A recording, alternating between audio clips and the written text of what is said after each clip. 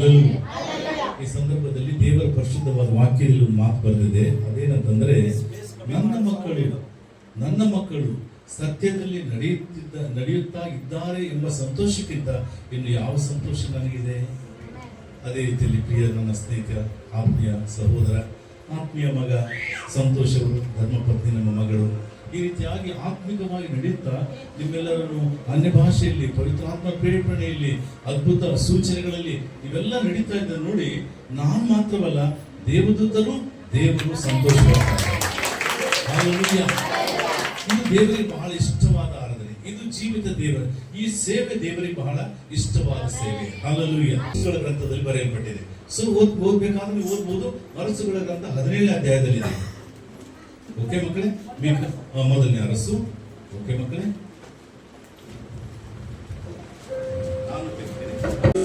22ನೇ ಅಧ್ಯಾಯ ವಚನ 14.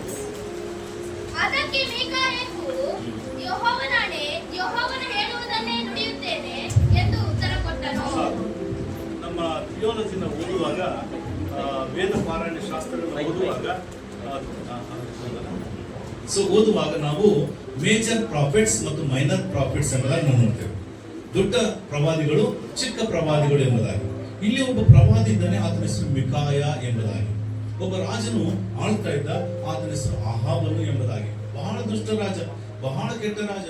ಅವನ ಹೆಂಡತಿ ಜೆಜಬೇಲಳು ಬಹಳ ಕ್ರೂರಿ, ಮನುಷ್ಯರನ್ನು ಸಾಯಿಸಿ ತಮ್ಮ ಹೊಲಮನೆಗಳನ್ನು ಕದ್ದುಕೊಂಡಂತ ದುಷ್ಟರವರು. ಅಂತ ಕಾಲದಲ್ಲಿ ಅವರಿಗೋಸ್ಕರ ಮಿಕಾಯ ಎಂಬ ಮನುಷ್ಯ ಪ್ರಾರ್ಥನೆ ಮಾಡ್ತಾ ಇದ್ದ. ಪ್ರಿಯ ದೇವರ ಮಕ್ಕಳೇ, ನಮ್ಮ ಪ್ರಿಯರಿಗೋಸ್ಕರ ನಾವು ಪ್ರಾರ್ಥನೆ ಮಾಡುವುದು ಬಹಳ ಸಂತೋಷ. ಆದ್ರೆ ನಮ್ಮನ್ನು ಪೀಡಿಸುವವರಿಗೋಸ್ಕರ ಪ್ರಾರ್ಥನೆ ಮಾಡುವುದು ಕಷ್ಟ. ಅದು ಸುಲಭವಾಗಬೇಕಾದ್ರೆ ಪರಿಶುದ್ಧಾತ್ಮನ ಸ್ನೇಹ ನಮಗಿರಬೇಕು. ಹಲ್ಲೆಲೂಯಾ.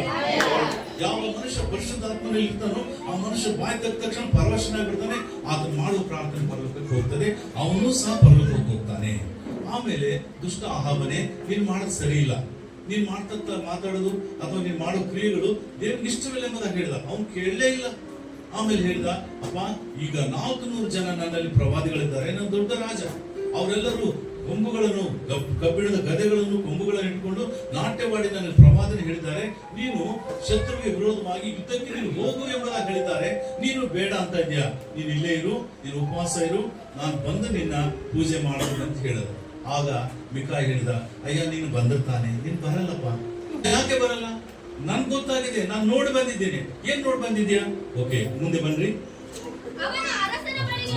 ಓಕೆ ಮಗಳೇ, 22ನೇ ಅಧ್ಯಾಯ ಅಲ್ಲದು. ಓಕೆ, ನಾನು ಅಲ್ಲಿ ಹೋಗ್ತೀನಿ. ಓಕೆ, ಈಗ ನಾವು ಸ್ವಲ್ಪ ಜಂಪ್ ಆಗಿ ಎಲ್ಲಿ ಹೋಗ್ತೇನೆ ಅಂತಂದ್ರೆ 17ನೇ ವಚನಕ್ಕೆ ಹೋಗ್ಬಿಡೋಣ. ಇಸ್ರಾಯೇಲರೆಲ್ಲರೂ, ಅವನು ಇಸ್ರಾಯೇಲ್ಯರೆಲ್ಲರೂ ಕುರುಬನಿಲ್ಲದ ಕುರಿಗಳಂತೆ ಬೆಟ್ಟಗಳಲ್ಲಿ ಚದರಿ ಹೋದದ್ದನ್ನು ಕಂಡೆನು. ಆಗ ಯೆಹೋವನು, ಇವರು ಒಡೆಯನಿಲ್ಲದವರಾಗಿರುತ್ತಾರೆ, ಸಮಾಧಾನದಿಂದ ತಮ್ಮ ತಮ್ಮ ಮನೆಗಳಲ್ಲಿ ಹೋಗಲಿ ಅಂದನು ಎಂಬುದಾಗಿ ಉತ್ತರ ಅಂದ್ರೆ ಇಸ್ರಾಯೇಲರೇ ಕುರುಬನಿಲ್ಲದಂತ ಕುರಿಗಳಾಗುತ್ತಾರೆ. ಏನಂತಂದ್ರೆ ಕುರುಬನಿಲ್ಲದ್ರೆ ಕುರಿಗಳು ಚದರಿ ಹೋಗ್ತವೆ. ಅಲ್ಲಿ ತೋಳಗಳು, ಹುಲಿಗಳು, ನರಿಗಳು ಬಂದು ಕಚ್ಚಿ ತುಂಡು ಮಾಡ್ತವೆ. ಹಾಗಾದ್ರೆ ನೀನು ಕೊಲ್ಲಲ್ಪಡ್ತಿ, ನಿನ್ನ ಊರು, ನಿನ್ನ ದೇಶ, ನಿನ್ನ ರಾಜ್ಯ ಪತನವಾಗ್ತದೆ. ನಾನು ಏನ್ ಮಾಡಿದೆ ಗೊತ್ತಾ? ಇಲ್ಲಿ ನೋಡ್ರಿ, ಯಾರಾದ್ರೂ ಮುಂದೆ ಓದ್ಬೋದು. 19ನೇ ವಚನ. ಅದಕ್ಕೆ ಮಿಕಾಯೇಹು ಅದರಲ್ಲಿ ಯೆಹೋವನ ವಾಕ್ಯವನ್ನು ಕೇಳು. ಯೆಹೋವನು ತನ್ನ ಸಿಂಹಾಸನದ ಮೇಲೆ ಕೂತುಕೊಂಡಿದ್ದನು. ಪರಲೋಕ ಸೈನ್ಯಗಳು ಆತನ ಎಡಬಲಗಡೆಗಳಲ್ಲಿ ನಿಂತಿದ್ದನ್ನು ಕಂಡೆನು. ಮಾತು ಇನ್ನೊಂದ್ಸಲ ಓದ್ಬೇಕು. ಕಂಡೆನು, ನೋಡಿದನು, ಅರ್ಥ ಮಾಡಿಕೊಂಡೆನು, ಕೇಳಿಸಿಕೊಂಡೆನು. ಅದು ಹೇಳುವಂತ ಮಾತಂದ್ರೆ, ಮಿಕಾಯ ಎಂಬ ಮನುಷ್ಯ ಪರಲೋಕಕ್ಕೆ ಹೋಗಿದ್ದಾನೆ. ಎಲ್ಲಿಂದ? ಭೂಮಿ ಮೇಲಿಂದ ಸಾಧಾರಣವಾದ ಈ ಚಿಕ್ಕ ಪ್ರವಾದಿ ಪರಲೋಕಕ್ಕೆ ಹೋಗಿ ಅಲ್ಲಿ ದೇವದೂತರು, ಅಲ್ಲಿ ಸರಾಫಿಯರು, ಅಲ್ಲಿ ಕೆರೂಬಿಯರು, ಅಲ್ಲಿ ತಂದೆ, ಮಗ, ಪರಿಶುದ್ಧಾತ್ಮ, ಬೇರೆ ಬೇರೆ ಆತ್ಮಗಳು ಅಲ್ಲಿವೆ. ಅಲ್ಲಿ ಈ ಮನುಷ್ಯ ಪ್ರವೇಶ ಮಾಡಿದ್ದಾನೆ. ಮನುಷ್ಯರನ್ನು ಅಲ್ಲಿ ಹೋಗಿ ಅವರ ರಾಜ್ಯಕ್ಕೆ ನೋಡ್ತಾ ಇದ್ದಾನೆ. ಅವರೆಲ್ಲ ಮಾತಾಡ್ತಾ ಇದ್ದಾರೆ. ಮಾತಾಡುವಾಗ ನಾನು ಕಂಡೆನು, ನಾನು ನೋಡಿದನು, ಅಹಾಬನೇ ನಿನ್ನ ವಿಷಯದಲ್ಲಿ ಪರಲೋಕದಲ್ಲಿ ದೇವರು ಒಂದು ತೀರ್ಮಾನ ಮಾಡಿದ, ಸುಳ್ಳರಿರುವಂತಹ ಒಂದು ಆತ್ಮ ನಿಮ್ಮ ಒಳಗಡೆ ಬಂದು ಆ ಪ್ರವಾದಿಗಳಲ್ಲಿ ಸೇರಿತು. ಅವರೆಲ್ಲರೂ ಪ್ರವಾದಿ ಹೇಳಿದ್ರು, ಆ ಸುಳ್ಳನ್ನು ನಂಬಿ ನೀನು ಯುದ್ಧಕ್ಕೆ ಹೋಗ್ತಿ, ನಿನ್ನ ಪ್ರಾಣ ಕಳ್ಕೊಳ್ತಿ, ಆಮೇಲೆ ಇಸ್ರಾಯೇಲರು ಕುರುಬನಿಲ್ಲದ ಕುರಿಗಳಾಗ್ತಾರೆ. ನಾನು ಕಂಡೆನು, ನಾನು ನೋಡಿದನು. ಚಪ್ಪಾಳೆ ಸಭೆಗೆ 8ನೇ ಮಹೋತ್ಸವ ಮಾಡುವಂತ ನಿಮಗೆ ನಾನು ಹೇಳುವಂತ ಒಂದು ದೊಡ್ಡ ಸಂದೇಶ ಅಂದ್ರೆ, please spend your most of time in prayer. ಪ್ರಾರ್ಥನೆಯಲ್ಲಿ ನಿಮ್ಮ ಸಮಯ ಹೆಚ್ಚುಕೊಳ್ಳಬೇಕು. ದೇವರೊಂದಿಗೆ ಮಾತಾಡ್ರಿ, ಅನ್ಯ ಭಾಷೆಯಲ್ಲಿ ಮಾತಾಡ್ರಿ, ಆರಾಧನೆ ಮಾಡ್ರಿ, ಕೃತಜ್ಞತೆ ಹೇಳ್ರಿ, ದೇವರು ಕೊಂಡಾಡ್ರಿ, ಶತ್ರುಗಳಿಗೋಸ್ಕರ ಪ್ರೇಯರ್ ಮಾಡ್ರಿ, ರಾಜ್ಯಕ್ಕೆ ವ್ಯಕ್ತಿಗೋಸ್ಕರ ಪ್ರೇಯರ್ ಮಾಡ್ರಿ, ಭೂಮಿಗೋಸ್ಕರ ಪ್ರಾರ್ಥನೆ ಮಾಡ್ರಿ, ಸ್ಥಳಕ್ಕೋಸ್ಕರ ಆಲಯಕ್ಕೋಸ್ಕರ ಪ್ರಾರ್ಥನೆ ಮಾಡ್ರಿ. ದೇವರ ಮುಂದೆ ಮಾಡಿದ ಪ್ರಾರ್ಥನೆ ತನ್ನ ತಕ್ಕ ಕಾಲದಲ್ಲಿ ನೆರವೇರಿದೆ. ಅದು ಎಂದಿಗೂ ಮಾಡುವುದು ನಮ್ಮ ದೇವರು ಉತ್ತರ ಕೊಡುವ ಆತನೇ ಆಗಿದ್ದಾನೆ. ಹಲ್ಲೆಲೂಯಾ. ಹಾಗಾದ್ರೆ ಮಕ್ಕಳೇ, ನಾನು ಗೋವಾದಲ್ಲಿದ್ದೆ. ಗೋವಾದಲ್ಲಿ ಮಹಾ ಭಯಂಕರವಾದ ರೋಮನ್ ಕ್ಯಾಥಲಿಕ್ ಜನಾಂಗದವರಲ್ಲಿರ್ತಾರೆ. ಭಯಂಕರ ಕುಡುಕರಲ್ಲಿರ್ತಾರೆ. ಕುಡಿತನ ಆ ಸಮಯದಲ್ಲಿ ಬಹಳ ಚೀಪ್ ಅಲ್ಲಿ. ಓಕೆ, ಒಬ್ರು ಕೆಲಸ ಮಾಡಿಸ್ತಾರೆ, ಅವ್ರಿಗೆ ಊಟ ಕೊಡ್ತಾರೆ, ಮೀನು ಅನ್ನ ದಿನ ಕೊಟ್ಟು, ಆಮೇಲೆ ಅವ್ರು ಪ್ರತಿಯೊಬ್ಬರ ಮನೇಲಿ ಫೇಣಿ ಅಂತ ಇರ್ತದೆ. ನಾವು ಟೀ ಅಂತ ಕುಡಿದು ಅವ್ರು ಕುಡಿಯಕ್ಕೆ ಕೊಡ್ತಾರೆ. ಭಯಂಕರ ಕುಡುಕರು, ಭಯಂಕರ ವಿಗ್ರಹಾರಾಧಿಕರು. ಅಂತ ಸ್ಥಳದಲ್ಲಿ ಹೋಗಿ ನಾನು ಪ್ರಾರ್ಥನೆ ಮಾಡಕ್ ಸ್ಟಾರ್ಟ್ ಮಾಡಿದೆ. ದೇವರು ನನ್ಗೆ ಒಂದು ಮನೆ ತೋರಿಸ್ತಾ ಇದ್ದ. ದೇವರಿಗೆ ಸ್ಥಳ ಕೊಡಪ್ಪ, ದೇವರಿಗೆ ನನ್ನ ಸ್ಥಳ ಕೊಡಪ್ಪ ಅಂತ ನಾನು ಪ್ರಾರ್ಥನೆ ಮಾಡ್ತಿದ್ದೆ. ನಾನು ಸಾಧಾರಣ 7 ವರ್ಷ ನಾನು ಪ್ರಾರ್ಥನೆ ಮಾಡಿದ ಮಕ್ಕಳೇ. 8ನೇ ವರ್ಷ ಎರ್ಮಿತಾ ಸಿಲ್ವೇರಾ ಎಂಬ ಒಬ್ಬ ಟೀಚರ್ ಇದ್ದಾಳೆ. ಈ ವಂಶ ಎಲ್ಲ ಸತ್ತೋಗಿದೆ, ಅವಳು ಮಾತ್ರ ಉಳಿದಿದ್ದಾಳೆ. ಅವರು ಬಾಂಬೆದಲ್ಲಿ ಬೈಕುಲಾ ಎಂಬ ಊರಲ್ಲಿ ಇದ್ದಾಳೆ ಅಂತ ನನಗೆ ಅಡ್ರೆಸ್ ಸಿಕ್ತು. ನಾನು ಅಲ್ಲಿ ಹೋಗ್ಬಿಟ್ಟೆ. ಹೋಗಿ ಆಯಮ್ಮನ ಕೇಳಿದಮ್ಮ, ನಿಮ್ಮ ಸ್ಥಳ ಅಲ್ಲಿ ಇದೆಯಲ್ಲ ಗೋವಾದಲ್ಲಿ, ನಾನು ಕೊಡ್ತೀನಿ ಅಂದ್ರೆ, ಎಸ್ ಅದಿಕ್ಕ ಅಂದ್ರೆ ಕೊಂಕಣಿ ಭಾಷೆ, ನಾನು ಕೊಡ್ತೀನಿ ಅಂತ ಹೇಳಿದ್ರು. ಹೌದಾ, ಎಷ್ಟು ಅಂದ್ರೆ 5 ಅಂತ ಹೇಳಿದ್ರು. ನಾನು 2 ಅಂತ ಹೇಳಿದೆ. ಅಂದ್ರೆ 5 ಲಕ್ಷ ಆಗ. ನಾನಂದ್ರೆ 2 ಲಕ್ಷ. ಇನ್ನೊಂದು ಬೇಡ 2.5 ಲಕ್ಷ ಕೊಟ್ಬಿಡ್ತೀನಿ ಅಂತ ಅಂದ್ಬಿಟ್ಟು. ಎಷ್ಟು ಗೊತ್ತಾ? 1 ಅಲ್ಲ 2 ಅಲ್ಲ 18 ಎಕರೆ ಹೊಲ, ದೊಡ್ಡ ಮನೆ, 23 ಟೇಕ್ ಮರಗಳು, 16 ಕ್ಯಾಶ್ಯೂ ಮರಗಳು ಮತ್ತು ನೀಲಿ ಹಣ್ಣದ ಮರಗಳು, 30 ಮಾವಿನ ಮರಗಳು ಮತ್ತು ಮೇನ್ ರೋಡ್ದಿಂದ ಹಿಡ್ಕೊಂಡು ಆ ಬೆಟ್ಟದವರೆಗಿರುವಂತ ಎಲ್ಲ ಸ್ಥಳ 2.5 ಲಕ್ಷ ಕೊಡ್ತೀನಿ ಅಂತ ಹೇಳಿದ್ರು. ಕರ್ತನ ನಾಮದ ಸ್ತೋತ್ರ. ದೇವರ ನೀವು ಅನ್ಕೋಬಹುದು, ಏನ್ರಿ ಒಂದು 10 ವರ್ಷದಿಂದ ತಗೊಂಡಿದ್ದು ಕೇವಲ 10,000 ಸಿಗ್ತಾ ಇತ್ತು, ನಾವು ಮಾಡ್ಲಿಲ್ಲ, ತಪ್ಪು ಇಲ್ಲ. Don't regret. ಅದು ಕೋಟಿ ರೂಪಾಯಿ ಆಗಲಿ, 2 ಕೋಟಿ ರೂಪಾಯಿ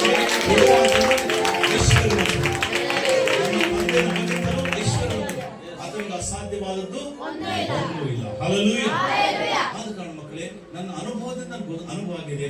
ನಾನು ಅದನ್ನು ಕೇಳಿದೆ, ಅವ್ರು ಕೊಟ್ಟೆ ಬಿಟ್ರು. ಅದು ಸುಂದರವಾಗಿ ರೂಪಿಸಿ ಅದ್ರ ಸುತ್ತಲೂ 4 ತರವಾದ ಬೇರೆ ಬೇರೆ, ಗೋವಾದಲ್ಲಿ ಒಂದು, ಮಡಗಾವದಲ್ಲಿ ಒಂದು, ಸಾಬಡ್ಯದಲ್ಲಿ ಒಂದು, ಬಿರ್ಲಾ ಅನ್ನೋ ಒಂದು ಫ್ಯಾಕ್ಟರಿ ಇಂಡಸ್ಟ್ರಿ, ಆ ಏರಿಯಾದಲ್ಲಿ 4 ಸಭೆಗಳನ್ನು ಕಟ್ಟಿಸಿ ಆ ಸಮಸ್ಯೆಯನ್ನು ಬಿಟ್ಟು ನಾನು ಮನೆಗೆ ಬಂದೆ.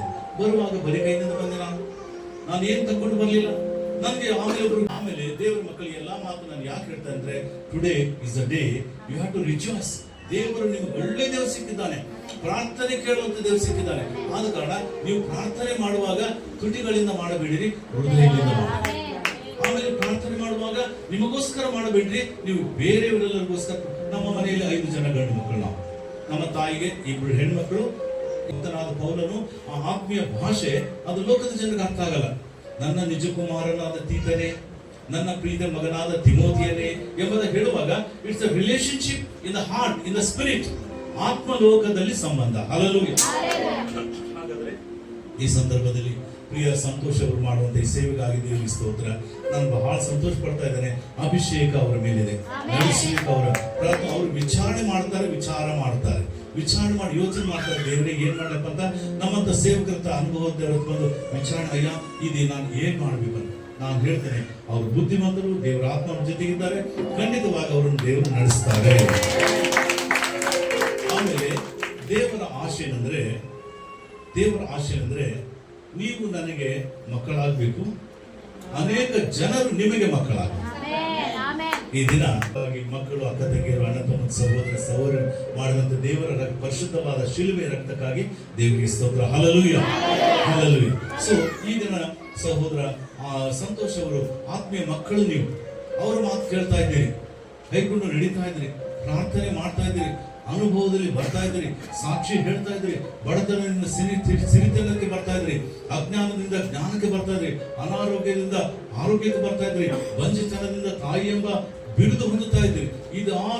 ಇದೆಲ್ಲ ಏನಂದ್ರೆ ಅವರು ಹೇಳುತ್ತಾರೆ, ಕರ್ತನು ಮಾಡುತ್ತಾರೆ. ಯೆಹೋವನು ನುಡಿದದ್ದನ್ನು ಯೆಹೋವನ ಕೈ ನೆರವೇರಿಸಿದರು. ಯೆಹೋವನು ಅಂದ್ರೆ ಆತ್ಮಸ್ವರೂಪನು ದೊಡ್ಡ ದೇವರು, ಆತನ ಯಾರು ಎಂದಿಗೂ ನೋಡಿಲ್ಲ. ಅಂತಹ ದೊಡ್ಡ ದೇವರು, ಆತನ ಕೈ ಅಂದ್ರೆ ಯಾರು ಗೊತ್ತಾ? ಯೇಸು ಕ್ರಿಸ್ತನು. ಆತನ ಯೆಹೋವನ ಕೈ ಯೇಸು ಕ್ರಿಸ್ತನು ಬಂದು ಮುಟ್ಟಿದಾಗ ಸತ್ತವರು ಬದುಕಿ ಬಿಟ್ಟರು, ಕುಷ್ಠರೋಗಿಗಳು ವಾಸಿ ಆದರು, ಮೂಕರು ಮಾತಾಡಿದರು, ಪರಲೋಕದ ದ್ವಾರಗಳು ತೆರೆ. ಹಾಗಾದ್ರೆ ಯೆಹೋವನು ನುಡಿದದ್ದು ಯೆಹೋವನ ಕೈ ನೆರವೇರಿಸಿತು. ಹಲ್ಲೆಲೂಯಾ. ಆ ಕೈ ಅಂತದೆ, ನಾನು ನಿಮ್ಮನ್ನು ಆಶೀರ್ವಾದ ಮಾಡ್ತೇನೆ, ನೀವು ಹೊರಟು ಹೋಗಿ ಲೋಕದಲ್ಲಿ ಸುವಾರ್ತಿಸ್ತಾರೆ, ನಾನು ನಿಮ್ಮ ಸಂಗಡ ಇರ್ತೇನೆ. ಒಂದು ದಿನ ಏನಾಯ್ತು, ಇವರೆಲ್ಲರೂ ನಿಮ್ಮ ಹಾಗೆ 70 ಜನ ಯೇಸು ಸ್ವಾಮಿ ಹತ್ರ ಬಂದರು.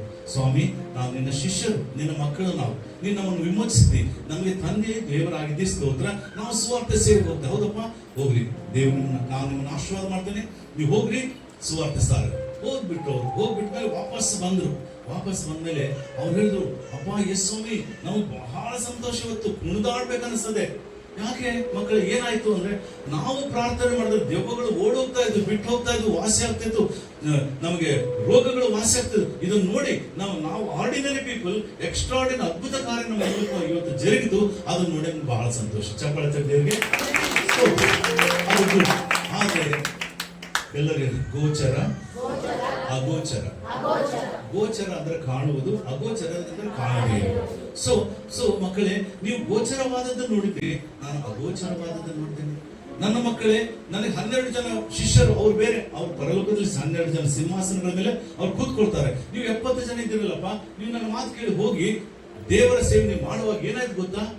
ನೀವು ಪ್ರಾರ್ಥನೆ ಮಾಡುವಾಗ ದೆವ್ವಗಳು ಹೋದಂತ ನೀವು ಸಂತೋಷ ಪಡ್ತಾ ಇದ್ರಿ, ಆದ್ರೆ ನಾನೇನ್ ಸಂತೋಷ ಪಡ್ತಾ ಗೊತ್ತಾ?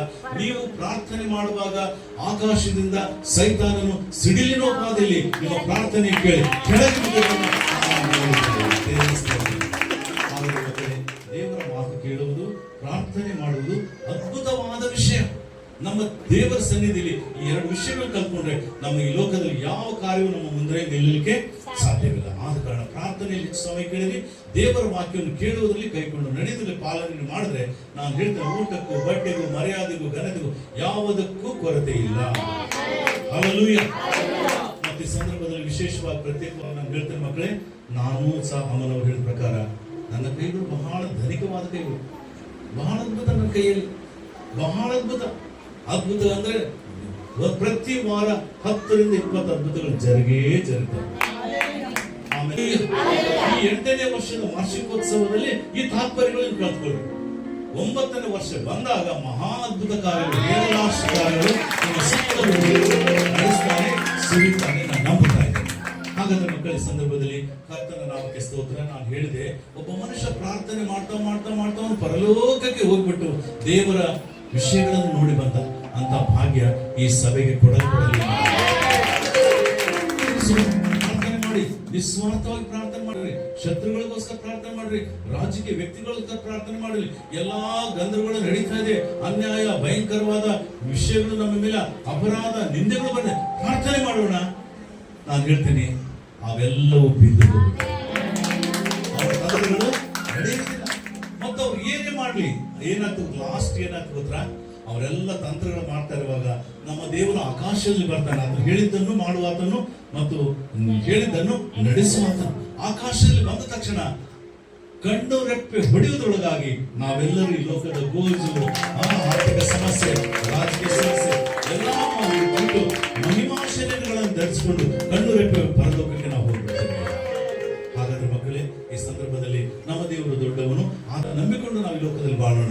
ಅಂತವರಿಗೆ ಯಾವ ಮೇಲಿಗೂ ಬರ್ತೇನೆ. ನಾನು ಹೇಳ್ತೇನೆ, ಇವತ್ತು ಪ್ರಾರ್ಥನೆ ಮಾಡಿಕೊಂಡ್ರೆ, ನಾನು ಹೇಳ್ತೀನಿ ಮಕ್ಕಳೇ, ನಾನು ಇವತ್ತು ಹೇಳ್ತೇನೆ, ನಾನು ಸೂಟ್ ಬೂಟ್ನಲ್ಲಿದ್ದೇನೆ. ಈ ಸೂಟ್ 16,000.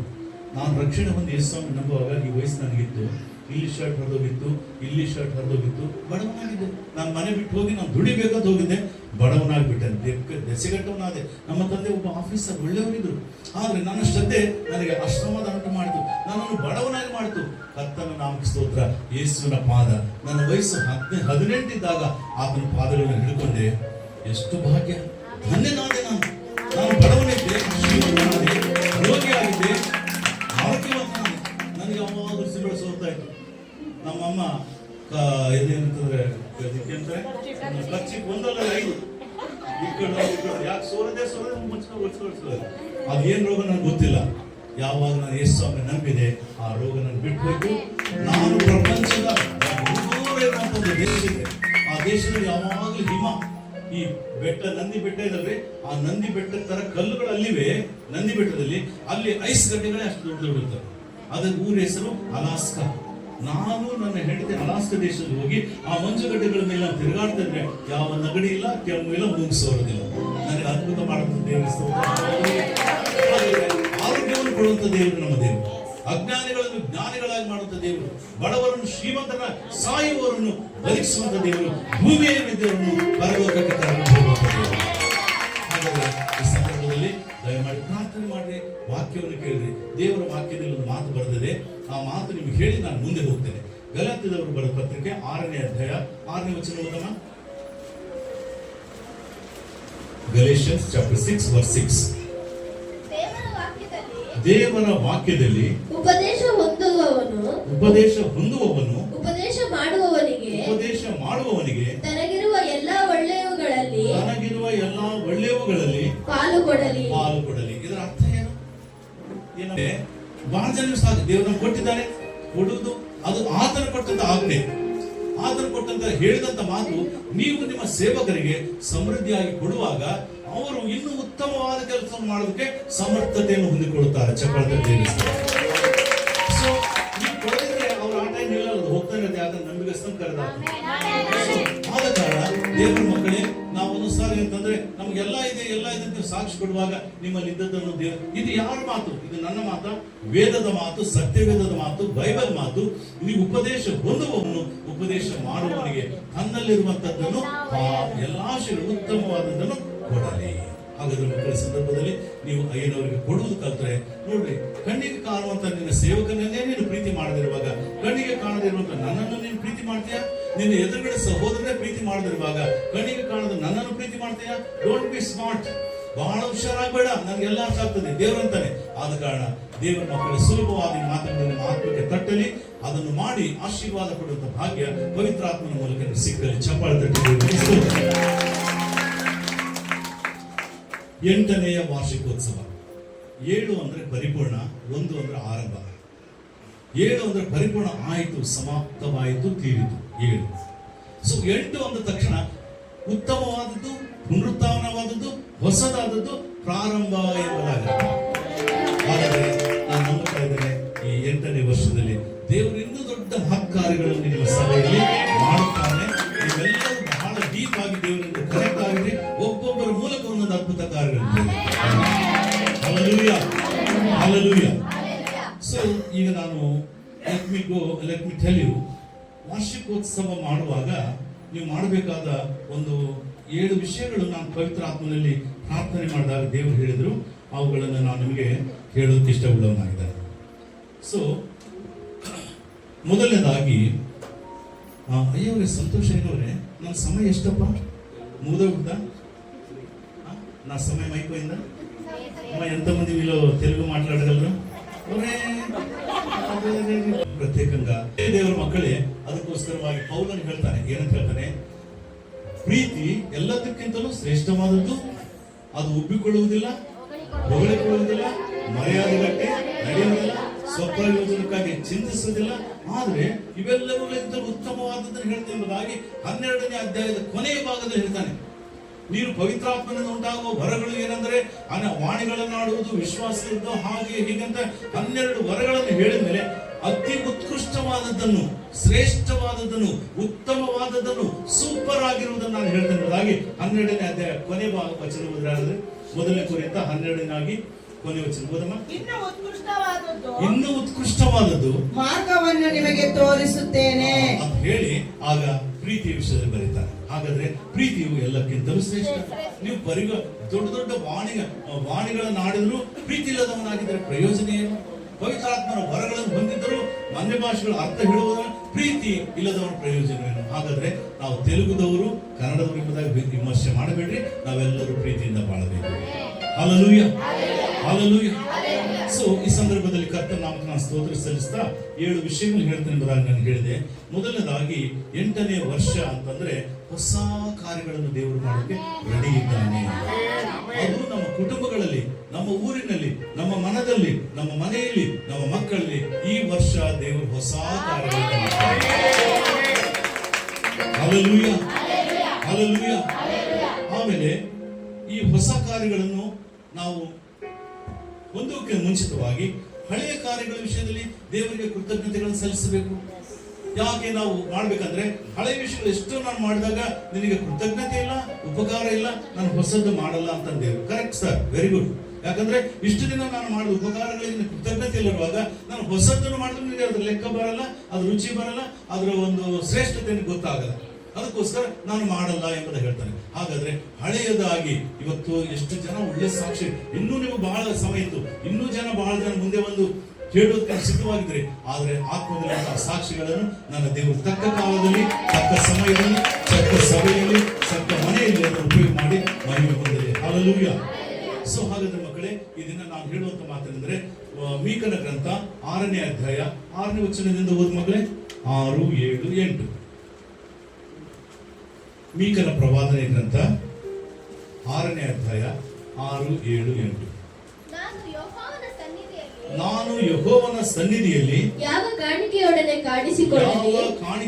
ಕಾಣಿಸಿಕೊಳ್ಳಲಿ, ಯಾವುದನ್ನು ಅರ್ಪಿಸಿ ಮಹೋನ್ನತ ದೇವರ ಸಮ್ಮುಖದಲ್ಲಿ ಮಹೋನ್ನತನಾದ ದೇವರ ಸಮ್ಮುಖದಲ್ಲಿ ಅಡ್ಡಬೀಳಲಿ, ಹೋಮದ ಪಶುಗಳನ್ನು 1 ವರ್ಷದ ಕುರಿಗಳನ್ನು 1 ವರ್ಷದ ಕರುಗಳನ್ನು ತೆಗೆದುಕೊಂಡು ಬಂದು ಆತನ ಮುಂದೆ ಕಾಣಿಸಿಕೊಳ್ಳಲು ಸಾವಿರಾರು ಟಗರುಗಳನ್ನು ಲಕ್ಷೋಪಲಕ್ಷ ತೈಲ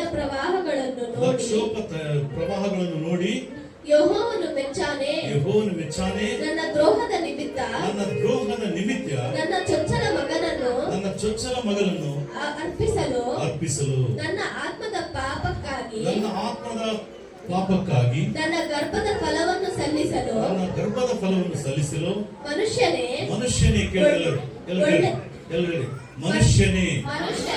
ಮನುಷ್ಯನಂದ್ರೆ ಹುಡುಗ ಹುಡುಗಿ, ಸ್ತ್ರೀ ಮತ್ತು ಪುರುಷ. ಮನುಷ್ಯನೇ ಒಳ್ಳೆಯದು ಇಂಥದ್ದೇ ಎಂದು ಯೆಹೋವನು ನಿನಗೆ ತೋರಿಸಿದ್ದಾನಷ್ಟೇ. ನ್ಯಾಯವನ್ನು ಆಚರಿಸುವುದು, ಕರುಣೆಯಲ್ಲಿ ಆಸಕ್ತನಾಗಿರುವುದು, ನಿನ್ನ ದೇವರಿಗೆ ನಮ್ರವಾಗಿ ನಡೆದುಕೊಳ್ಳುವುದು, ದೇವರ ಮುಂದೆ ನಮ್ರತೆಯಿಂದ ನಡೆದುಕೊಳ್ಳುವುದು, ಇಷ್ಟನ್ನೇ ಹೊರತು ಯೆಹೋವನು ನಿನ್ನಿಂದ ಇನ್ನೇನು ಅಪೇಕ್ಷಿಸುವನು.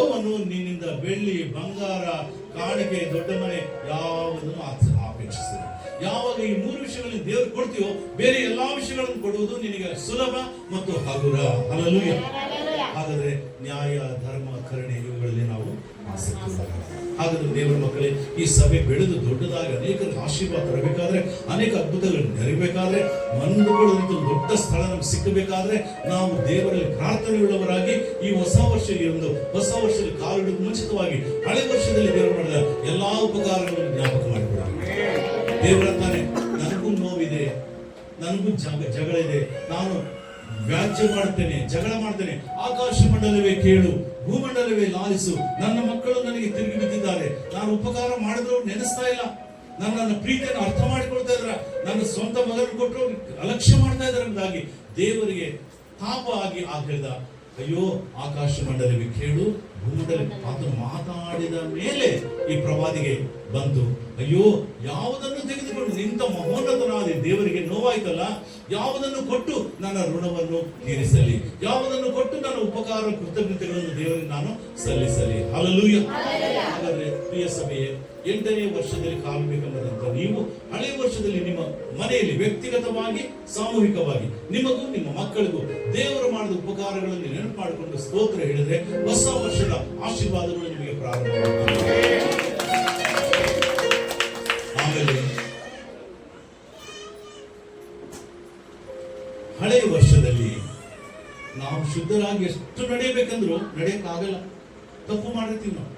ಅದಕ್ಕೋಸ್ಕರ ಭಕ್ತನ ಪೌಲನು, ಪಾಪಿಗಳಲ್ಲಿ ಮುಖ್ಯಸ್ಥನು ನಾನು, ಯಾವುದನ್ನು ಮಾಡಬಾರದು ಅನ್ನುತ್ತೇನೋ ಅದನ್ನೇ ಮಾಡುತ್ತೇನೆ, ಯಾವುದು ಮಾಡಬೇಕು ಅನ್ನುಕೊಳ್ತೇನೋ ಅದು ಮಾಡುವುದು ನನ್ನಿಂದ ಆಗ್ತಾ ಇಲ್ಲ.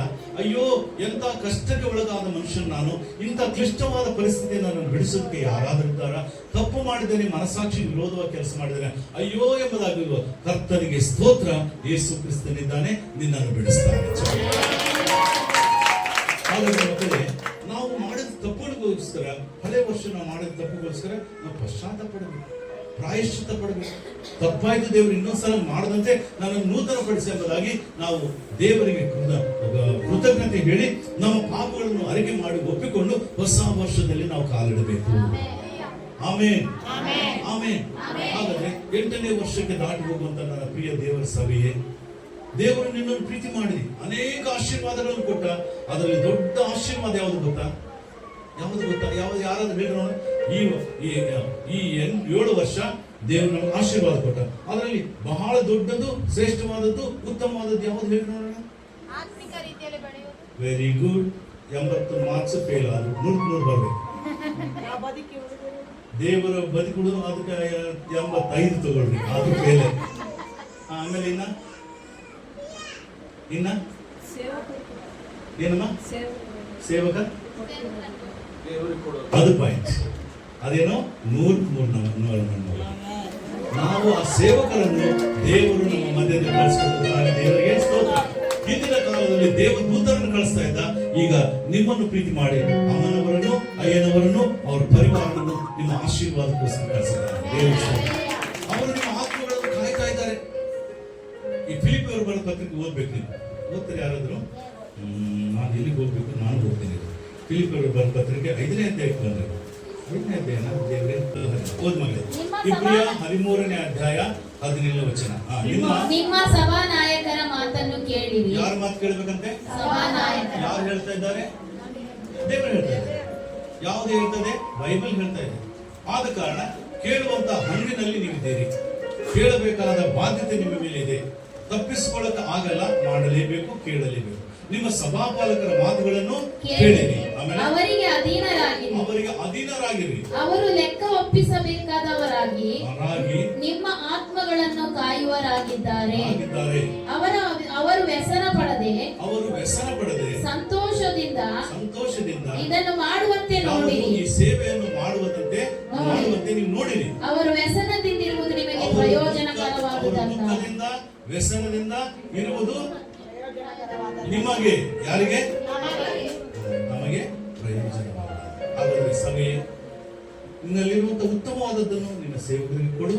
ಅವರು ಸಂತೋಷವಾಗಿರುವುದಕ್ಕೆ ಏನು ಅವಸರವೋ ನೀನು ಆಲೋಚನೆ ಮಾಡು. ನೋಡ್ರಿ, ಆಲೋಚನೆ ಮಾಡಿ ಕಾರ್ಯ ಮಾಡುವಂತ ಭಾಗ್ಯ ದೇವರು ಮನುಷ್ಯರಿಗೆ ಮಾತ್ರ ಕೊಟ್ಟಿದ್ದಾರೆ. ಒಂದು ನಾಯಿ ಇರ್ತದೆ, ಮನೆಯಲ್ಲಿ ಕಟ್ಟಾಕಿರ್ತಾರೆ, ಅದು ಯೋಚನೆ ಮಾಡ್ತದೆ, ನನ್ನಲ್ಲಿ ಹಣ ಇದ್ರೆ ನಮ್ಮ ಬಾಸ್ ಎಷ್ಟು ಒಳ್ಳೆಯವನು, ಅವನು ಕೋಟಿ ಕೊಡ್ತಿದ್ದೆ ಅಂತದ್ದು ನಾಯಿ. ಆದ್ರೆ ಅದಕ್ಕೆ ಸ್ವಾತಂತ್ರ್ಯ ಇಲ್ಲ. ವಿಚಾರ ಇದೆ, ಮಾತಾಡಕ್ ಬರಲ್ಲ. ವಿಚಾರ ಸ್ವತಂತ್ರ ಎಲ್ಲ ಚೇಂಜಲ್ಲಿ ಕಟ್ಟಾಕ್ಬಿಟ್ಟಿದ್ದಾರೆ.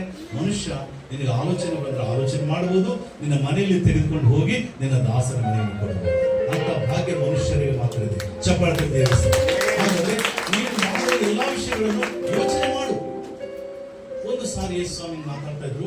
ಅಲ್ಲಿ ಒಂದು ಗುರುನವರು ಹಂಗೆ ಕಳ್ಳರು ಕುಂತ್ಕೊಂಡು ಅವರು ಹಿಂಗೆ ಇವತ್ತು ಸಬ್ಬತ್ ದಿನ, ಯಾಕೆ ಇವನು ಮುದುಕಿಗೆ ಕಣ್ಣು ಕೊಟ್ಟ, ನಾಡದ ಬಗ್ಗಿದವರನ್ನು ವಾಸಿ ಮಾಡ್ದ, ಇವತ್ತು ಸಬ್ಬತ್ ದಿನ ಎಂಬುದಾಗಿ ಅವರು ಮನಸ್ಸಿನಲ್ಲಿ ವಿಚಾರ ಮಾಡಿದ. ಆವಾಗ ಯೇಸು ಹೇಳ್ದ, ಅಪ್ಪ, ನನ್ನ ಕಣ್ಣಿಗೆ ನಿಮ್ಮ ಮನಸ್ಸಿನ ಒಳಗಿರುವಂತ ವಿಚಾರ ಮರೆಯಾಗಿಲ್ಲ. ನಿಮ್ಮ ಹೃದಯಗಳಲ್ಲಿ ಹಾಗೆ ಯಾಕೆ ಆಲೋಚನೆ ಮಾಡ್ತಾ ಇದ್ದೀರಿ? ನೋಡ್ರಿ, ನಾನು ಇನ್ನೊಂದು ಪ್ರಶ್ನೆ ಕೇಳ್ತು, ಉತ್ತರ ಕೊಡ್ರಿ, ಮತ್ತೆ 3 ನಂಬರ್ ಕೊಡ್ತೇನೆ. ಓಕೆ? ಆಶೀರ್ವಾದ, ಶಾಪ ಎಲ್ಲಿಂದ ಪ್ರಾರಂಭವಾಗ್ತದೆ? ನಾಲಿಗೆಯಿಂದ. 99 ಪಾರ್ಶ್ವಕ್ರಮ ನಿನಗೆ ಅದು ಫೇಲ್. Right, next. ಇನ್ನು ಹೃದಯ ಅಂದ್ರೆ ಇದು ಮಾಂಸನ ಅಲ್ಲ. ಶಬಾಷ್. ಯಾರಿದು? ಏನ್ ಮೊನ್ನೆ? ನಮ್ಮ ಯೋಚನೆಗಳೇ ನಮ್ಮ ಆಶೀರ್ವಾದಕ್ಕೆ. ಅದಕ್ಕೋಸ್ಕರ ಒಬ್ಬ ಹುಡುಗಿಯನ್ನು ನೋಡಿ ಕೆಟ್ಟ ಯೋಚನೆ ಮಾಡಿದ್ರೆ ಅದೇ ಕ್ಷಣ ಅವಳು ನೀನು ಪಾಪ ಮಾಡಿದವನಾಗಿದ್ದಿ. ಒಂದು ವಿಷಯ ನೋಡಿ ನೀನು ದೇವರಿಗೆ ವಿಧೇಯನಾಗಿ ಪ್ರಾರ್ಥನೆ, ಅದೇ ಸಮಯದಲ್ಲಿ ಆಶೀರ್ವಾದಕ್ಕೆ ನೀನು in the same very moment. ಹಾಗಾದ್ರೆ ಈ ಸಂದರ್ಭದಲ್ಲಿ ನಿಮ್ಮ ಯೋಚನೆಗಳು ದೇವರ ದೃಷ್ಟಿಯಲ್ಲಿ ಮೆಚ್ಚುಗೆಯಾಗಿರಲಿ. ಹಲ್ಲೆಲೂಯಾ. ನಿಮ್ಮ ಭಾಷೆ ಮೆಚ್ಚುಗೆ ಆಗಲಿ, ನಿಮ್ಮ ನೋಟ ಮೆಚ್ಚುಗೆ ಆಗಲಿ. ನಾನು ಮಾಡುವುದೆಲ್ಲವನ್ನು ನನ್ನ ದೇವರ ಮಹಿಮಾರ್ಥ ನಾನು ಮಾಡ್ಬೇಕೆಂಬುದಾಗಿ ಯಾವಾಗ ಹೋಗ್ತೀರಿ ಮಕ್ಕಳೇ, ನನ್ನ ಮಾತು ನೀವು ಕೇಳ್ರಿ, ಕೆಲವೇ ವರ್ಷಗಳ ಐಶ್ವರ್ಯವಂತರಾಗ್ತಾರೆ, ಆರೋಗ್ಯವಂತ. ಒಬ್ಬ ಮನುಷ್ಯ ಇದ್ದ, ದೇವ್ರ ಮಾತು ಕೇಳ್ತಾ ಇದ್ದ, ದೇವ್ರ ಪ್ರೀತಿ ಮಾಡ್ತಾ ಇದ್ದ. ಅವನ ಹೆಸರು ಓಬೇದೆದೋಮ. ಅವನ ಹೆಸರೇನು? ಅವನು ಒಂದು ಮಂಜೂಷವನ್ನು ನೋಡಿದ, ದೇವರಿಗೆ ಕೋಪ ಬಂದಿತ್ತು, ಒಬ್ಬನ ಹಾಕಿದ, ಅವನು ಸತ್ತೋಗ್ಬಿಟ್ಟ. ದಾವೀದನು ಭಯಪಟ್ಟು ಯೆರೂಸಲೇಮಿಗೆ ಓಡೋಗ್ಬಿಟ್ಟ. ಓಡೋದ್ಮೇಲೆ ಅಲ್ಲಿ ಓಬೇದೆದೋಮ ಅಂತ ನೋಡಿದ, ಸರ್ ಯಾಕೋ ಅವರು ರಾಜ ಓಡೋಗ್ಬಿಟ್ರು, ಕುರಿಕ ಅಂತ ದಾವೀದ ಓಡೋಗ್ಬಿಟ್ಟ, ನಾನೇನ್ ಮಾಡ್ಲಿ ಅಂತ ಸರ್ ಅಂತ ಕೇಳಿದ್ಮೇಲೆ ಏನ್ ಅವ್ರ ಯಾಜಕರು ಲೇವಿಯರು ಏನು ಅಂತ ಕೇಳಿದ್ರೆ, ಆ ಮಂಜೂಷ ನಮ್ಮನೆ ಕೊಡ್ರಿ, ನಾನು ಹೋಗಿ ನಮ್ಮ ಮನೆಯಲ್ಲಿ ಒಂದು ದೇವರ ಆಲಯನ ಕಟ್ಟಿದ್ದೇನೆ, ಆ ಆಲಯದಲ್ಲಿಟ್ಟು ನಾನು ಪೂಜೆ ಮಾಡ್ತೇನೆ, ಪ್ರಾರ್ಥನೆ ಮಾಡ್ತೇನೆ, ಆ ಮಂಜೂಷ ನಾನು ಕೊಡ್ರಿ ಅಂತ ಹೇಳ್ದ. ಆಗ ಓಬೇದೆದೋಮ, ನಮ್ಗಂತೂ ಭಯ ಆಗ್ತದೆ, ನಿಮ್ಗೆ ಭಯ ಇಲ್ಲ, ಯಾರು ಪ್ರಾರ್ಥನೆ ಮಾಡ್ತಾರೋ ಅವ್ರಿಗೆ ಭಯ ಇರಲ್ಲ. ನೆನ್ಪಿಟ್ಕೊಳ್ಳಿ, ಯಾರು ಪ್ರಾರ್ಥನೆ ಮಾಡ್ತಾರೋ ಅವ್ರಿಗೆ ಭಯ ಇರಲ್ಲ. ಸೊ ಆ ಮಂಜೂಷ ಕೊಟ್ಬಿಟ್ರು, ಅವ್ನು ತೆಗೆದುಕೊಂಡು ಮನೆಯಲ್ಲಿ ಇಟ್ಬಿಟ್ಟ. ತಾನು ದೇವಾಲಯ ಕಟ್ಟಿದ್ದ. ನಾನು ಹೇಳ ಒಂದು ಮಾತು ಹೇಳಿ ಸಿಟ್ಟು ಬರ್ತದೆ, ಕಾಲ ಬದಲಾಗಿದೆ ಅಂತ. ಏನ್ ಬದಲಾಗಿದೆ? ಕಾಲ. ಎಲ್ಲಿ ಹೇಳಿ? ಕಾಲ. ನಮ್ಮಪ್ಪ ಪಂಚೆ ಉಡ್ತಾ ಇದ್ದ, ನಾನು ಪ್ಯಾಂಟ್ ಹಾಕೊಡ್ತೀನಿ, ಹೌದಲ್ರಿ? ನಮ್ಮಮ್ಮ ಹಳ್ಳಿ ಸೀರೆ ಉಡ್ತಿದ್ರು, ನಾನು ಜರಿ ಸೀರೆ ಉಡ್ತೀನಿ. ಕಾಲ ಬದಲಾಗಿದೆ, ಕಾಲ ಬದಲಾಗಿದೆ, ಅದು ಮನುಷ್ಯನ ಮನಸ್ಸು. ಸೊ ಹಾಗಾದ್ರೆ ಮಕ್ಕಳೇ, ನಾನು ಅನ್ನುವಂತ ಮಾತೇನಂದ್ರೆ, ನಮ್ಮ ಮನಸ್ಸು ಬದಲಾಗಬೇಕು. ಯಾವಾಗಲೂ ನಮ್ಮ ಮನಸ್ಸು ದೇವರಿಗೆ ಅಧೀನವಾಗಬೇಕು, ಆಗ ನಾವು ಐಶ್ವರ್ಯವಂತರಾಗ್ತೇವೆ. ಸೊ ಈಗ ನೀವೇನಂತೀರಿ ಗೊತ್ತಾ? ಕಾಲ ಬದಲಾಗಿದೆ ಸರ್. ಏನಾಗಿದೆ ಅಂತಂದ್ರೆ, ನೀವು ದೇವರ ಆಲಯವಾಗಿದ್ದೀರಿ ಎಂದು, ದೇವರ ಆತ್ಮನು ನಿಮ್ಮಲ್ಲಿ ವಾಸ ಮಾಡಬಹುದು ನಿಮಗೆ ಗೊತ್ತಿಲ್ಲವೇ? ನಾನೇ ಆಲಯ ಸರ್, ಅದಕ್ಕೋಸ್ಕರ ನಮ್ಮ ಗುಡಿ, ನಮ್ಮ ಮನೆಯಲ್ಲಿ ಒಂದು ಆಲಯ ಕಟ್ಟಲಾಗಿದೆ. ಹುಷಾರಿ, ಬಹಳ ಜನ ಹುಷಾರಿ. ಯಾವಾಗ ಇಲ್ಲಿ ಸ್ಥಾನ ಕೊಡ್ತಿರೋ ಅಲ್ಲಿ ನೀವು ಗ್ಯಾರಂಟಿ ಸ್ಥಾನ. ಚಪ್ಪಾಳೆ. ಸೊ ನಾನು ನಂಬುತ್ತೇನೆ ಸಭೆಯೇ, ಕರ್ತನು ನಿನ್ನನ್ನು ಆಶೀರ್ವಾದ ಮಾಡಿದೆ. ಕೈಯಲ್ಲಿ ಹಣವನ್ನು ಕೊಡುವ ಆತನು ದೇವರು, ಮೆದುಳಿನಲ್ಲಿ ಜ್ಞಾನ ಕೊಡುವ ಆತನು, ಐಶ್ವರ್ಯವನ್ನು ಸಂಪಾದನೆ ಮಾಡುವುದಕ್ಕೆ ಸಾಮರ್ಥ್ಯ ಕೊಡುವ ಆತನು ದೇವರು. ಆತನು ಬಿಟ್ಟು ನಾವು ಏನು ಮಾಡಲು ಸಾಧ್ಯವಿಲ್ಲ. ನಿಮ್ಮ ಆಲಯ ಕಟ್ಟಲ್ಪಡುವಂತಹ ಸಮಯ, ಕೊಳ್ಳುವಂತಹ ಸಮಯ, ಭೂಮಿಯನ್ನು ಕೊಂಡುಕೊಳ್ಳುವಂತಹ ಸಮಯ ಬಂದಾಗ ಉದಾರವಾಗಿ ಕೊಡುವಂತಹ ಮನಸ್ಸು, ಐಶ್ವರ್ಯವನ್ನು, ಮನಸ್ಸನ್ನು ದೇವರಿಗೆ ಅನುಗ್ರಹ ಮಾಡಿದೆ. Hallelujah, hallelujah. ಆಮೇಲೆ ನಾನು ಹೇಳುವಂತ ಮಾತಂದ್ರೆ, ಹಳೆ ವರ್ಷದ ಉಪಕಾರಗಳಿಗೋಸ್ಕರ ದೇವರ ಸ್ತೋತ್ರ ಹೇಳಬೇಕು. ಆಮೇಲೆ ಮಾಡಿದ ಉಪಕಾರಗಳಿಗೆ ದೇವರನ್ನು ಕೊಂಡಾಡಬೇಕು. ಮತ್ತು ಈ ವರ್ಷ ನೀವೇನ್ ಮಾಡ್ಬೇಕಂದ್ರೆ, ಒಂದು ಗುರಿ ಇಟ್ಟುಕೊಳ್ಬೇಕು. ಪ್ರತಿಯೊಂದು ಕುಟುಂಬ ಒಂದು ಗುರಿ. ನಾನು ಇಷ್ಟು ವರ್ಷ, ಒಂದು ವರ್ಷಕ್ಕೆ ನಾನು ಸಾಧಾರಣ 5,000 to 7,000 ರೂಪಾಯಿ ನಾನು ಕಾಣಿಕೆ ಕೊಟ್ಟೆ. ಇನ್ನು ಮೇಲೆ 10,000 ಕೊಡ್ತೀನಿ ದೇವರೇ, ನನಗೆ ಕೃಪೆ ಕೊಡು. ಏನ್ ಮಾಡ್ಬೇಕು? ಗುರಿ ಇಟ್ಟುಕೊಳ್ಬೇಕು. ಗುರಿ ಇಲ್ಲದ ಜೀವನ ಅದು ಸಾರ್ಥಕವಲ್ಲ. ಆದ ಕಾರಣ ಚಿಕ್ಕ ವಾಕ್ಯದಿಂದ ನಿಮ್ಮ ಜೀವಿತ ಕಟ್ಟಿಕೊಳ್ಳಬೇಕು. ಇದರಿಂದ ಸಂಪ್ರದಾಯಗಳು ಲೋಕದಲ್ಲಿವೆ. ದೇವರು ಹೇಳ್ತಾನೆ, ಅದು ಇಂಗ್ಲಿಷ್ ಭಾಷೆಯಲ್ಲಿ ಸುಲಭ ನಾನು ಹೇಳಕ್ಕೆ. You have nullified the word of God by following your superstitions and traditions. ಸಂಪ್ರದಾಯಗಳನ್ನು, ಕಟ್ಟಳೆಗಳನ್ನು ಕೈಕೊಂಡು ನಡೆಯುವುದರಿಂದ ದೇವರ ವಾಕ್ಯವನ್ನು ನಿರಾರ್ಥಕ ಮಾಡಿದ್ದೀರಿ ಅಂತ. ಹಾಗಾದ್ರೆ ಮಕ್ಕಳೇ, ಈ ವಾಕ್ಯಗಳನ್ನು ಕೇಳಿ ಇದರ ಪ್ರಕಾರ ನಡೆಯುವನು ಬಂಡೆಯ ಮೇಲೆ ಮನೆಯನ್ನು ಕಟ್ಟಿಕೊಂಡಂತ ಬುದ್ಧಿವಂತ. ಮಳೆ ಬಂತು, ಗಾಳಿ ಬೆಳೆಯಿತು, ಅಥವಾ ಮನೆ ನಿಂತು. ಹಾಗಾದ್ರೆ ನಿಮ್ಮ ಜೀವಿತ ಇದು ತಾತ್ಕಾಲಿಕ. ಎಷ್ಟು ವರ್ಷ? 100 ವರ್ಷ ನಾವು ಬದುಕ್ತೀವಿ. ಈಗ ನನಗೆ 70 ವರ್ಷ, ಇನ್ನೊಂದು 30 ಔಟ್ ಆಗ್ತೀನಿ, ಯಾರು ಗೊತ್ತು? ಇನ್ನ ಜಾಸ್ತಿ ಹೊಡಿಬಹುದು, ಕಡಿಮೆ ಹೋಗುದು, ನನಗೆ ಬೇಕಾಗಿಲ್ಲ. ಯಾಕಂದ್ರೆ ಮರಣದ ಭಯವೇ ನನಗಿಲ್ಲ. ಬದುಕುತ್ತಾ ಯೇಸುವನ್ನು ದೇವರೆಂಬುದಾಗಿ ನಂಬುವನು ಎಂದಿಗೂ ಸತ್ತು ಹೋಗುವುದಿಲ್ಲ. ಕ್ರೈಸ್ತರಿಗೆ ಮರಣದ ಭಯ ಇಲ್ಲ. ನಮ್ಮ ದೇವರು ಬರ್ತಾನೆ, ಮಲಗಿದ್ರೆ ಮತ್ತೆ ಪರಲೋಕಕ್ಕೆ ನಮ್ಮನ್ನು ಎಬ್ಬಿಸಿ ಕರ್ಕೊಂಡು ಹೋಗ್ತಾನೆ. ನಮ್ಮ ಪಾಪಗಳನ್ನು ಕ್ಷಮಿಸಿದ್ದಾನೆ, ಶಿಲುಬೆ ಮೇಲೆ ರಕ್ತಧಾರ ಇಲ್ಲದ ಪಾಪ ಪರಿಹಾರವಿಲ್ಲ, ರಕ್ತವನ್ನು ಸುರಿಸಿದ್ದಾನೆ, ಅದನ್ನು ನಾವು ನಂಬಿದ್ದೇವೆ. ನಿಮ್ಮ ನಂಬಿಕೆ ನಿಮ್ಮ ನೀತಿವಂತನಾಗಿ ಮಾಡ್ತು, ನಿಮ್ಮ ನಂಬಿಕೆ ನಿಮ್ಮನ್ನು ಪರಲೋಕ ರಾಜ್ಯಕ್ಕೆ ಬಾಧ್ಯಸ್ಥರನ್ನಾಗಿ ಮಾಡ್ತದೆ. ಹಲ್ಲೆಲೂಯಾ. ಹಾಗಾದ್ರೆ ಮಕ್ಕಳು, ಈ ಸಂದರ್ಭದಲ್ಲಿ ನಾನು ನಿಮ್ಗೆ ಹೇಳುವಂತ ಮಾತೇನೆಂದರೆ, ನಿಮ್ಮ ಹೃದಯಗಳಲ್ಲಿ ದೇವರು ನಂಬಬೇಕು, ಒಳ್ಳೆಯವರಾಗಿ ಜೀವಿಸಬೇಕು, ಕೆಟ್ಟದನ್ನು ದೂರ ಇರಬೇಕು, ಕರುಣೆ, ಪ್ರೀತಿ, ದಯೆ, ಕ್ಷಮಾಪಣೆಯನ್ನು ನಾವು ಕೊಡಬೇಕು. ಸಭೆಯಲ್ಲಿ ಇದ್ದೀರಲ್ಲ, ಒಂದು ಸಾರಿ ಏನಾಗ್ತದೆ ಗೊತ್ತಾ? ಸಭಾ ಪಾಲಕರಿಗೆ ಬಹಳ ಕಷ್ಟ ಆಗ್ತದೆ. ವರ್ಷಕ್ಕೆ ಕಾರಣ ಬೇಕಂತ ಅಂದುಕೊಂಡವರೇ, ನನ್ನ ಮಾತು ಕೇಳಿರಿ. ನೂತನ ವರ್ಷದಲ್ಲಿ ನೀವು ಪ್ರವೇಶ ಮಾಡುವಾಗ ಈ ವಿಷಯಗಳನ್ನು ಜ್ಞಾಪಕ ಮಾಡಿಕೊಳ್ಳಿ. ಹಳೆಯ ವಿಷಯಗಳನ್ನು ಬಿಟ್ಟು ಹೊಸದನ್ನು ಹಿಡಿದುಕೊಂಡು ಮುಂದೆ ಹೋದರೆ ನನ್ನ ದೇವರು ನಿಮ್ಮನ್ನು ನಿಮ್ಮ ಮಕ್ಕಳನ್ನು ಆಶೀರ್ವಾದ ಮಾಡಿ ಉದ್ಧಾರ ಮಾಡುತ್ತಾನೆ. Hallelujah, hallelujah. ಆಮೇಲೆ ಇನ್ನೊಂದು ವಿಷಯ ನಾನು ಹೇಳ್ತೇನೆ, ದೇವರ ಸೇವಕರನ್ನು ಗೌರವಿಸಬೇಕು. ಏನ್ ಮಾಡಬೇಕು? ಗೌರವಿಸಬೇಕು. ಯಾಕೆ ಗೌರವಿಸಬೇಕು? ಅವರು ನಿಮ್ಮ ನಿಮಿತ್ತ ತಮ್ಮ ಉದ್ಯೋಗ ಸಂತೋಷವರಲ್ಲಿದ್ದಾರೆ. ಅವರು ತಮ್ಮ ಮನೆ ಬಿಟ್ಟು ಊರು ಬಿಟ್ಟು ದೇವರ ಆ ಮಾತು ಕೇಳಿ ಆತ್ಮಗಳ ರಕ್ಷಣೆಗೋಸ್ಕರ ಊರಿಗೆ ಬಂದಿದ್ದಾರೆ. ಅವರ ತ್ಯಾಗ, ಅವರ ಪ್ರೀತಿ, ಅವರ ಪ್ರೇಮ ನೀವು ಅರ್ಥ ಮಾಡಿಕೊಂಡು ಅವರನ್ನು ಪ್ರೀತಿ ಮಾಡಿದ್ರೆ ದೇವರ ಪ್ರೀತಿ ನಿಮ್ಮ ಮೇಲೆ ಇಳಿದು ಬರ್ತದೆ. ಹಲ್ಲೆಲೂಯ. ನಾನು ಹೇಳಿದೆ 18 ವರ್ಷ ನನಗಿತ್ತು ಯೇಸುವನ್ನು ದೇವರು ವಿಮೋಚಕ ತಂದೆ ಸ್ವಾಮಿ ಅಂತ ನಾನು ನಂಬಿದೆ. ಯಾಕಂದ್ರೆ ನಾನು ಮಾಡಿದ ಒಂದು ಒಳ್ಳೆ ಕೆಲಸ ಏನಂದ್ರೆ, ಹಿಂಗ ನೋಡಿದೆ ಈ ದೇವರು ಓಕೆ, ಹಿಂಗ ನೋಡಿದೆ ಈ ದೇವರು ಓಕೆ. ಯಾವ ದೇವರುಗಳು ಕೆಟ್ಟವರಲ್ಲ, ಒಂದು ಮಾತು ನೆನಪಿಟ್ಕೊಳ್ಳಿ. ಆದ್ರೆ ನೀವೇ ಕೆಟ್ಟವರು. ನಾವು ಒಳ್ಳೆಯದನ್ನು ಆಲೋಚನೆ ಮಾಡಿದ್ರೆ ಒಳ್ಳೆ ದೇವರು ನಮ್ಗೆ ಸಹಾಯ ಮಾಡ್ತಾರೆ. ಹಲ್ಲೆಲೂಯ. ಸೊ ನಾನು ಆಲೋಚನೆ ಮಾಡಿ, ದೇವರೇ ಒಂದು ಮಾತ್ರ ಬೇಕಪ್ಪ, ಏನಂದ್ರೆ ನಮ್ಮ ಮಮ್ಮಿ ನಾನು ಬಹಳ ಪ್ರೀತಿ ಮಾಡ್ತೇನೆ, ನಮ್ಮ ಪಪ್ಪ ನಾನು ಬಹಳ ಪ್ರೀತಿ ಮಾಡ್ತೇನೆ, ನನ್ನ ತಮ್ಮಂದ್ರ ನಾನು ಬಹಳ ಪ್ರೀತಿ ಮಾಡ್ತೇನೆ. ಒಂದು ದಿನ ನಾವೆಲ್ಲರೂ ಸತ್ತು ಹೋಗ್ತಿದ್ದೇವೆ, ನಮ್ಮನ್ನು ಕೂಡಿಸುವರು ಯಾರು? ಪುನರಪಿ ಜನನಂ ಪುನರಪಿ. ಸೊ ಹಾಗಾದ್ರೆ ನೀವು ಒಳ್ಳೇದು ಮಾಡಿದ್ರೆ ಮನುಷ್ಯ ಗುರ್ತಿ, ಕೆಟ್ಟದ್ದು ಮಾಡಿದ್ರೆ ನಾಯಿ ಆಗಿ ಗುರ್ತಿ. ನಮ್ಮ ತಾಯಿ ಕೆಟ್ಟ ಮಾಡಿದಲ್ಲಿ ನಾಯಿ ನಿಂತಿದ್ರೆ ನಾವು ಗುರ್ತು ಹಿಡಿಯಲ್ಲ. ಬೇಡಪ್ಪ, ಇದನ್ನು ಬೇಡ. ಹಾಗಾದ್ರೆ ಯೇಸು ಹೇಳಿದ, ನೀವು ನನ್ನನ್ನು ನಂಬುವುದಾದ್ರೆ ನಿತ್ಯ ಜೀವ ಹೊಂದುತ್ತೇನೆ. ತಾಯಿ ಮಕ್ಕಳನ್ನು ಆದರಿಸುವಂತ ದೇವರಲ್ಲ, ನನ್ನ ರಕ್ತದಿಂದ ನಾನು ಅವರ ಪಾಪಗಳನ್ನು ತೊಳೆದು ನೀತಿವಂತನಾಗಿ ಪರಲೋಕಕ್ಕೆ ನಾನು ಕರೆದು. ನೀವು ಶರೀರಧಾರಿಗಳು, ಮಣ್ಣು ಮಣ್ಣಿಗೆ ಸೇರ್ತದೆ, ಆತ್ಮ ದೇವರ ಬಳಿಗೆ ಹೋಗ್ತದೆ. ಈ ಮಾತುಗಳನ್ನು ಬಹುಜ್ಞಾನಿಯಾದಂತ ಚಿಕಾಗೋ ಎಂಬ ದೊಡ್ಡ ಅಮೆರಿಕ ಪಟ್ಟಣದಲ್ಲಿ ಪ್ರಖ್ಯಾತಿಯಾದಂತ ವಿವೇಕಾನಂದ ಅವರು ಓದಿದರು. ಆಗ ಅವರು ಮಾತು ಹೇಳಿದರು, ಯೇಸು ಸ್ವಾಮಿಯವರು ನನ್ನ ಕಾಲದಲ್ಲಿದ್ದರೆ, ಒಂದು ವೇಳೆ ಈ ಕಾಲದಲ್ಲಿ ಬದುಕಿದರೆ, ನಾನು ನೀರಿನಿಂದ ಅವರ ಪಾದಗಳನ್ನು ತೊಳೆಯುತ್ತಿರಲಿಲ್ಲ, ನನ್ನ ಹೃದಯದ ರಕ್ತದಿಂದ ನಾನು ತೊಳೆಯುತ್ತೇನೆ. ದೇವರ ಸ್ತೋತ್ರ. ಹಲ್ಲೆಲೂಯಾ. ಜ್ಞಾನಿಗಳಿಗೂ ಅರ್ಥ ಆಗ್ತದೆ. ಹಾಗಾದ್ರೆ ಮಕ್ಕಳೇ, ಮನುಷ್ಯರಾದ ನಾವು ಯಾರು ಅಂತಂದ್ರೆ ಉತ್ತರ ಏನ್ ಗೊತ್ತಾ? ಮನುಷ್ಯರಾದ ನಾವು ಯಾರು ಅಂದ್ರೆ ಏನ್ ಗೊತ್ತಾ? ದೇವರ ಮಕ್ಕಳು. ಯಾರು ನಾವು?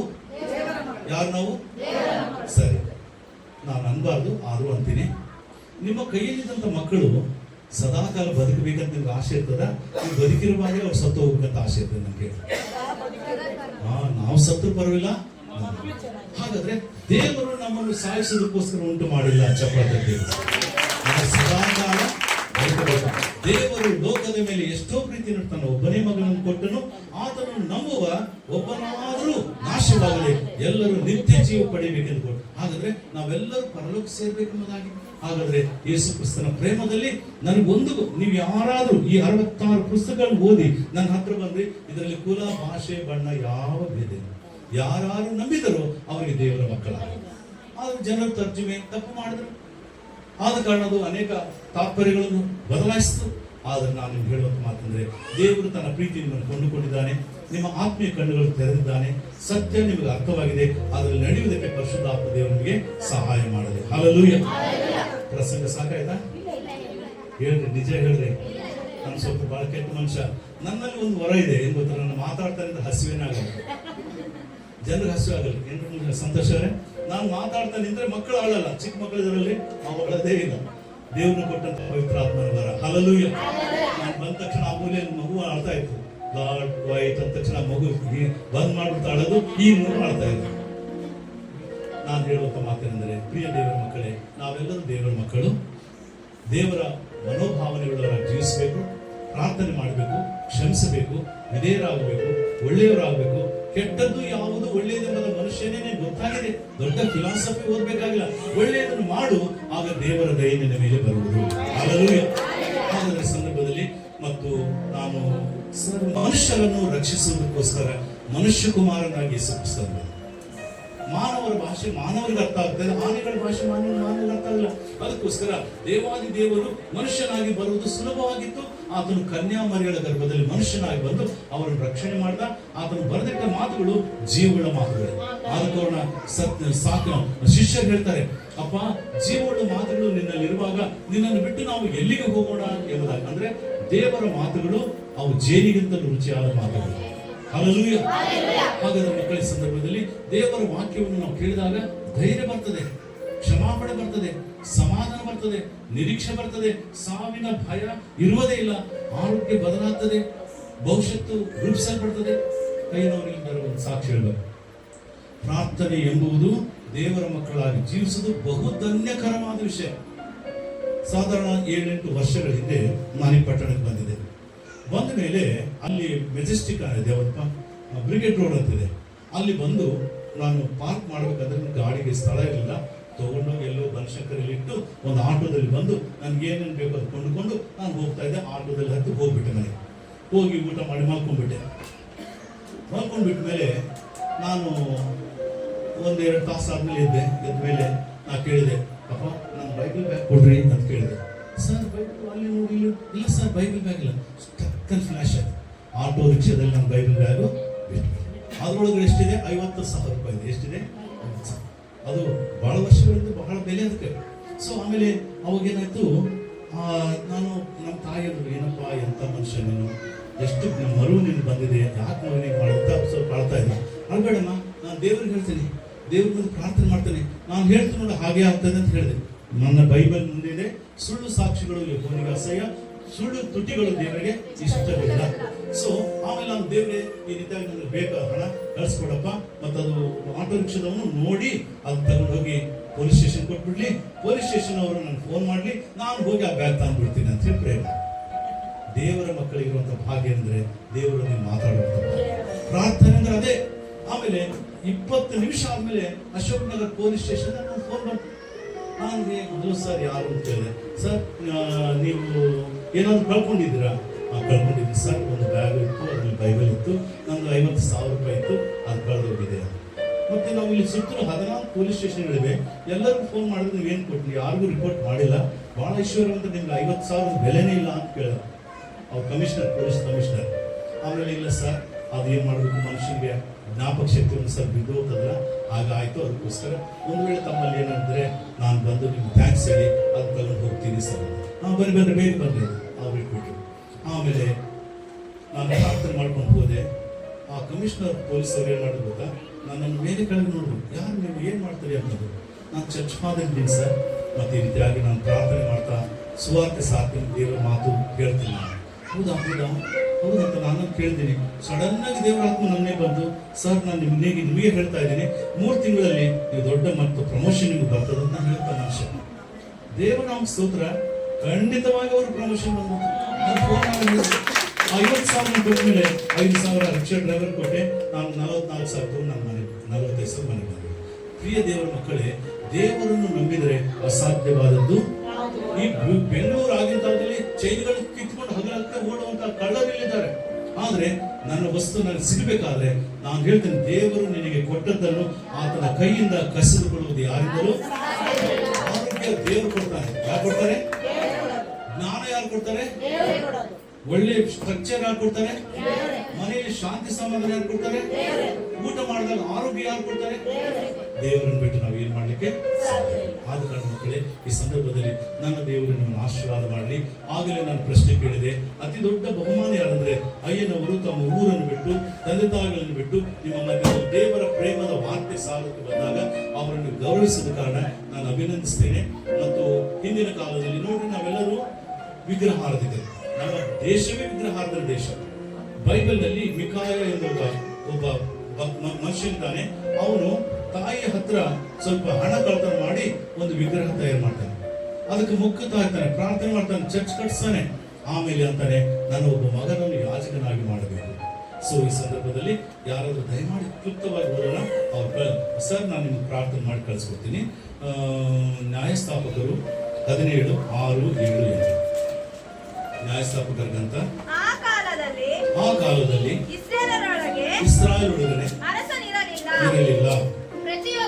ಪ್ರತಿಯೊಬ್ಬನು ಮನಸ್ಸಿಗೆ ಬಂದ ಹಾಗೆಯೇ ನಡೆಯುತ್ತಿದ್ದನು. ಯೂದದ ಬೆತ್ಲೆಹೇಮಿನವನು, ಯೋಧದ ಕುಲದವನು ಆಗಿದ್ದ ಒಬ್ಬ ಯೌವನಸ್ಥನಾದ ಲೇವಿಯು ಲೇವಿ ಅಂದ್ರೆ ಪೂಜಾರಿ, ಅರ್ಚಕ, ಪ್ರಾರ್ಥಕ ಉಪಜೀವನಕ್ಕೆ ಅನುಕೂಲವಾಗುವಲ್ಲಿ ವಾಸಿಸಬೇಕೆಂದು ಸ್ವಂತ ಊರನ್ನು ಬಿಟ್ಟು ಪ್ರಯಾಣ ಮಾಡುತ್ತಾ ಎಫ್ರಾಯೀಮ್ ಬೆಟ್ಟದ ಬಂದನು. ಸಂತೋಷ್ ಪಾಸ್ಟರ್ ಅವರು ಸ್ವಂತ ಊರನ್ನು ಬಿಟ್ಟು ತಂದೆ ತಾಯಿಗಳನ್ನು ಬಿಟ್ಟು ದೇವರ ಸೇವೆ ಮಾಡೋಕೆ ಊರಿಗೆ ಬಂದಿದ್ದಾರೆ. ಚಪ್ಪಾಳೆ ದೇವಸ್ಥಾನ. ಆಗ ಆ ಮನುಷ್ಯನನ್ನು 10ನೇದ ಮೀಕನು ಅಂದ್ರೆ ಮನೆ ಕೊಟ್ಟವನು, ಅಲ್ಲಿ ಒಳಗೆ ಬಂದವನು ಮೀಕನು ಅವನಿಗೆ, ನೀನು ನಮ್ಮಲ್ಲಿರು, ನಮಗೆ ತಂದೆಯೂ ಯಾಜಕನು ಆಗು, ಆಗ ವರ್ಷಕ್ಕೆ 10 ರೂಪಾಯಿಗಳನ್ನು, ಒಂದು ದುಸ್ತು ಬಟ್ಟೆಯನ್ನು, ಆಹಾರವನ್ನು ಕೊಡುತ್ತೇನೆ ಅನ್ನಲು ಆ ಲೇವಿಯು, ಆ ಯವನಸ್ಥನು ಒಪ್ಪಿಕೊಂಡು ಅಲ್ಲೇ ವಾಸ ಮಾಡಿದನು. ಚಪ್ಪಾಳೆ. ಹಾಗಾದ್ರೆ ಲೇವಿಯರಂದ್ರೆ ಪೂಜಾರಿಗಳು, ಯಾಜಕರು, ಪಾಸ್ಟರ್ಗಳು, ಬಿಷಪ್ಗಳು, ಇವಾಂಜಲಿಸ್ಟ್ಗಳು. ಓಕೆ, ಇವರು ದೇವರ ಮಾತುಗಳನ್ನು ಕೇಳಿ ನಿಮ್ಮ ಮನೆಗೆ ಬಂದಾಗ ಅವರಿಗೆ, ನೀನು ನಮಗೆ ತಂದೆಯಾಗಿರು, ನಾವು ನಿನಗೆ ಮಕ್ಕಳಾಗಿರ್ತೇವೆ, ನಾವು ನಿನಗೆ ಕಾಣಿಕೆಯನ್ನು ಕೊಡುತ್ತೇವೆ ಎಂಬುದಾಗಿ ಅನ್ನುವಾಗ ದೇವರ ಪರಿವಾರಗಳನ್ನು ಆಶೀರ್ವಾದ ಮಾಡ್ತಾರೆ. ಹಲ್ಲೆಲೂಯಾ. ಹಾಗಾದ್ರೆ ಮಕ್ಕಳ, ಈ ಸಂದರ್ಭದಲ್ಲಿ ಕರ್ತನ ಪವಿತ್ರವಾದ ನಾಮಕ್ಕೆ ನಾನು ಸ್ತೋತ್ರ ಸಲ್ಲಿಸ್ತಾ ನಿಮಗೆ ಆತ್ಮೀಯ ತಂದೆ ಆಗಿರುವಂತ ಮತ್ತು ಸಂತೋಷ್ ಅವರನ್ನು ನಾನು ಗೌರವಿಸ್ತಾ ಇದ್ದೇನೆ. ಹಣದಾಶೆಯಿಂದ ಅಥವಾ ಯಾವುದೋ ಸ್ಥಾನಮಾನಗಳ ಅಭಿಲಾಷೆಯಿಂದ ಅವರು ದೇವರ ಸೇವೆ ಬಂದಿಲ್ಲ. ಅವರು ದೀನರಾಗಿ ತಮ್ಮ ತಂದೆ ತಾಯಿಗಳನ್ನು ಬಿಟ್ಟು ಈ ಪಟ್ಟಣಕ್ಕೆ ಬಂದು ಮಕ್ಕಳನ್ನು ಹಿಡ್ಕೊಂಡು ವಿದ್ಯಾಭ್ಯಾಸ ಮಾಡ್ತಾ ನಮಗಿರುವಂತಹ ಸ್ವಲ್ಪ ಕಾಣಿಕೆ ಆರ್ಥಿಕ ವಿಷಯಗಳನ್ನು ಹೊಂದಿಕೊಂಡು ಬಾಳ್ತಾ ಇರುವಾಗ ಅವರ ಮಾತು ನೀವು ಕೇಳಿದ್ರೆ ಅವರು ನಿಮಗೆ ಆತ್ಮೀಯ ತಂದೆ ಆಗ್ತಾರೆ. ಅವರ ಮಾತು ಕೇಳಿ ಅವರು ನಿಮ್ಮಲ್ಲಿ ಉತ್ತಮವಾದದ್ದನ್ನು ಕೊಟ್ಟರೆ ದೇವರು ನಿಮ್ಮನ್ನು ಆಶೀರ್ವಾದ ಮಾಡ್ತಾರೆ. ಹೀಗಾಗುವಂತ ದೇವರು ನಿಮ್ಮನ್ನು ನೀತಿಯ ಮಾರ್ಗದಲ್ಲಿ ನಡೆಸಲಿ. ಆಮೇಲೆ ಕೊನೆಯ ಒಂದು ಹಂತ